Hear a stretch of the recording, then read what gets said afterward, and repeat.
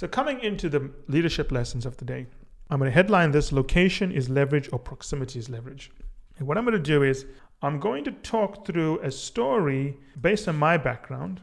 And for those of you who want to learn more about this, you can always look at Rebuilding a Consulting Practice or Partnership Memoir. Both series are on strategytraining.com, available to FC insiders.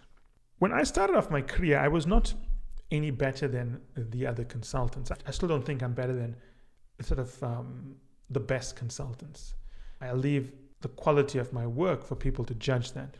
But when I started off, I really started off from not a low base, the normal base. I'm just a normal associate. I could end up doing well. I could end up doing badly. Well, actually, at that time, I was a business analyst. And I used to sit in the side of the office where the principals and partners and senior partners sat. There are many reasons I sat there. One is because I felt it was quieter, it was nicer, and I wanted to be in that nicer location. But I also, as luck would have it, I ended up sitting across from, at that time, who was the youngest principal partner ever appointed at the firm worldwide in this corporate strategy practice. And because I sat opposite from him, I had a bird's eye view to everything he was doing. When his clothing arrived at the office, yes, his clothing was actually delivered to the office. I could see where he bought it from. I could see what sizes, I could see what colors, I could see what cufflinks, I could see what ties he was using. When he took a call from a client, I didn't have to read a book about how you speak to a client.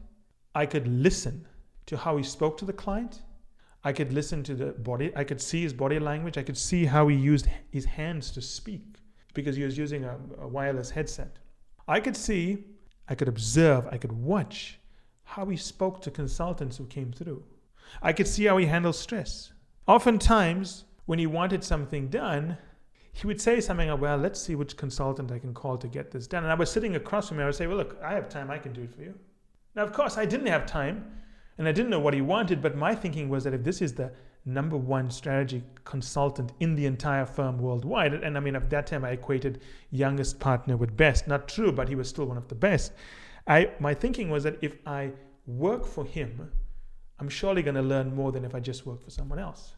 When he had any urgent work done, because I know he likes to work on a Friday evening late, I would stay in on a Friday evening late after everyone had gone home. And if he needed things done, I would volunteer for it. Even if I had work to do, I would volunteer for it. If he needed to go for a meeting and he couldn't get a consultant to go with him for whatever reason, I would volunteer and I would go along. Was I a better consultant than the other consultants sitting on the other side of the building? Probably not. There were a lot of very talented people at the firm. But as you probably know, in my career, I progressed very rapidly. And I also became a principal partner in my late 20s. Now, what I want to talk to you here is the lesson of why that happened. And the lesson is that location is leverage. You know, we live in a world today where people think the most important thing in the world is networking. The principle of networking is that you meet someone that you want something from, you get it from them, and you go away. But for that to be true and for that to be valid, what that means is that you already have all of the skills you need to succeed, so you don't need to learn new things. But you just need access to someone who's going to give you some kind of opening, some kind of asset, some kind of deal closure that you need. The problem with that thinking is that no matter what age you're at, you have to be learning from someone. And you got to ask yourself, do I want to learn from anyone? Do I want to learn from Google? Do I want to learn from the internet? Or do I want to learn from the best? Do I learn from the best by reading a book about them that's written by an author who doesn't know them so well, has spent just a few months watching them, and is going to summarize it in that author's interpretation of what happened, and that author may not even know the best interpretation of what happened because that author is under stiff editorial deadlines or he has to pay back his advance. That author is also under pressure to write a book that's going to appeal to the masses. As you are thinking about how you want to improve, you've got to remember this. To be successful in life, you've got to know what skill it is or what you're trying to develop mastery of. Whether it's to be the best strategy consultant, the best investment banker, the best leader at leading under pressure. Whatever it is, you have to know with very specific terminology what it is you're trying to reach mastery of. Because mastery takes time. You can't just say, well, I think I want to be a good general manager. No, specifics mean I want to be the best general manager in the world. at working at large conglomerates that specialize in emerging markets. That's very specific. Once you know what it is you specifically want to learn, you then have to find who is the best in the world at this. And you've got to basically model them. But you can't model someone unless you observe them. That's a very important thing. The next best thing is to talk to them. And obviously the most basic level of access is where you can listen to them. Like our series, you can listen to me tell you things we've done. But it would be a lot better if you could actually talk to me, right? And it would be obviously a lot better if you could spend a week with me and understand how I do things, not just because I can't explain everything I do, but if you observe how I do it, you would learn a lot more. So the lesson here is that as we go through life, be wary of being someone who feels networking is going to unlock your career. I'm not saying networking is not important. It is definitely an important skill you need to have. It must be one of the skills you need to have. But even though you may have a skill that you can immediately take into the market and you can only monetize it through networking, even if that is the case at any given time, you are trying to master something. You are trying to learn something. If in life you're not trying to master something, then there is a problem because you're not learning. You're not improving yourself. So you got to first step, be explicitly clear about what you're mastering. Not vague, not general terms, be very specific. What it is you want to master, why it is, how you will know you've mastered, what are the components you want to master within the subdomain, what are the components you don't want to master. Is it region specific? Is it sector specific?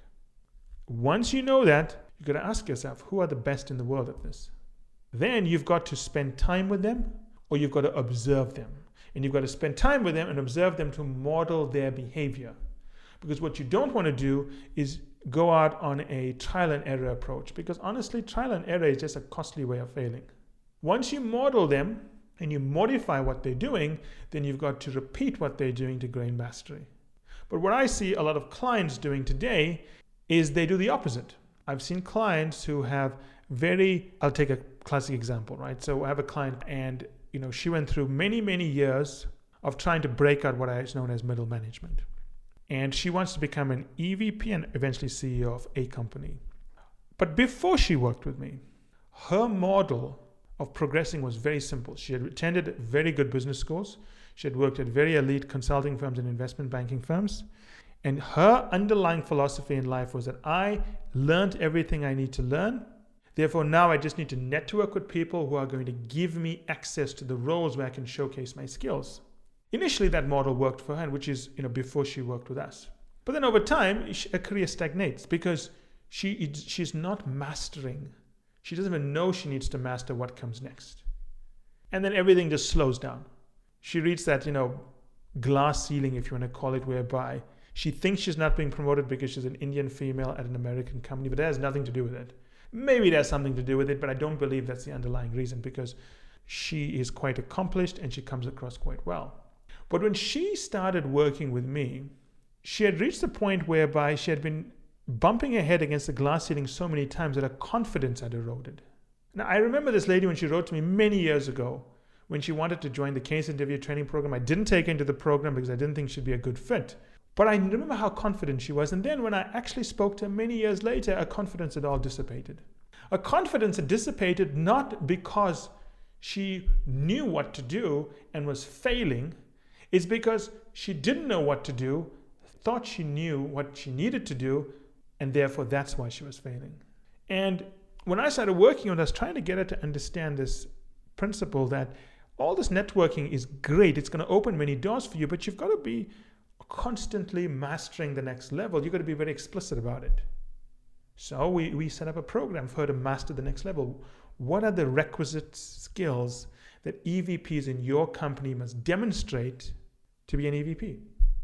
And it's very simple. Her company is very, very specific about not having domain mastery, but people mastery, whereby they want EVPs, before they become EVP, to rotate across many parts of the business, and she had never done that. So the skill set is not being, the way she had identified her career is, how do I master this domain? No. She had to change that to be very specific about how could she manage a group of people irrespective of whether she has domain mastery or not. Once we are very specific about that, she then worked closely with me, which is one of the mentors she started role modeling.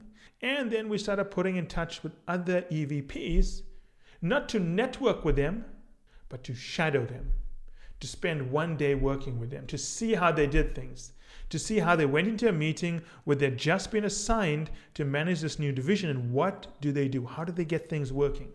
And of course, once she did that and she achieved mastery of knowing how to manage teams when you don't have domain expertise, once she had found, modeled, and was able to repeat the patterns of successful leaders, she was obviously very, very And that's it for today's episode. I hope you enjoyed it as much as I enjoyed doing the episode. Finally, I want you to remember that the only way to get access to our special offers, the only way to get our special pricing, and the only way to get samples of our content is to join the list on firmsconsulting.com. It's the only way also to get access to our unique, advanced content that we make available to insiders. So you can get a sneak peek of things, test it out, see what's in there. This is the place to go. And finally, I want to thank you again for making us one of the largest podcast channels around the world for careers and for the 2 million downloads and counting.